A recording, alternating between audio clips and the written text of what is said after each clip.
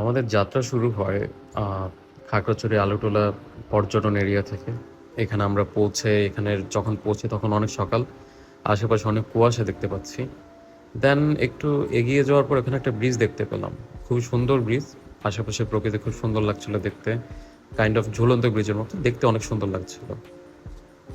দেন ওখান থেকে লিভ নিয়ে আমরা চলে গেলাম সাজেকের উদ্দেশ্যে। আমাদের চাঁদের গাড়ি আঁকাবাঁকা পথ বেয়ে বেয়ে এগিয়ে চলছে। চারপাশের দৃশ্য দেখতে খুবই সুন্দর লাগছিল। আর আমাদের চাঁদের গাড়ি খুব স্পিডে চলছিল সাজেকের উদ্দেশ্যে। আমরা সাজেকে পৌঁছে গেলাম। অ্যান্ড লিটারেলি আশেপাশের ওয়েদারটা খুবই সুন্দর, খুবই কুয়াশায় মোড়ানো। কটেজগুলো দেখতে পাচ্ছি।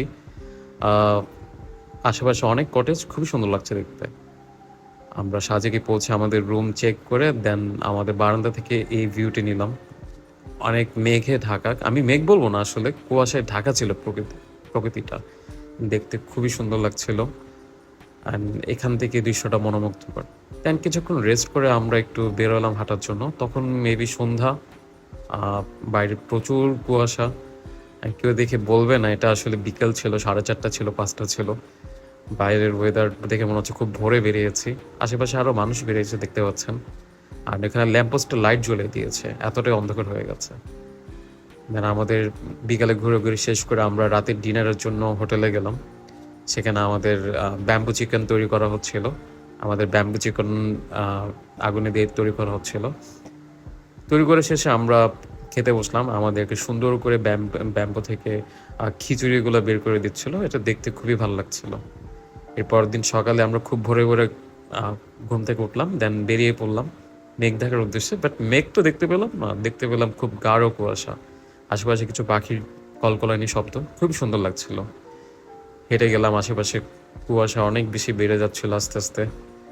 দেন আমরা সামনে এগোতে লাগলাম। আশেপাশের কটেজগুলো, গাছগুলো কুয়াশায় থেকে আছে। এক অদ্ভুত একটা পরিবেশ, দেখতে খুবই সুন্দর লাগছে ব্যাপারটা, ভালোও লাগছে।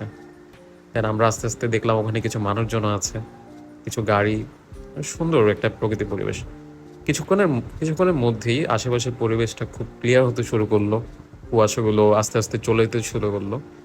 তখন আশেপাশের কটেজগুলা দূরে যে প্রকৃতিগুলো আস্তে আস্তে স্পষ্ট হতে শুরু করলো।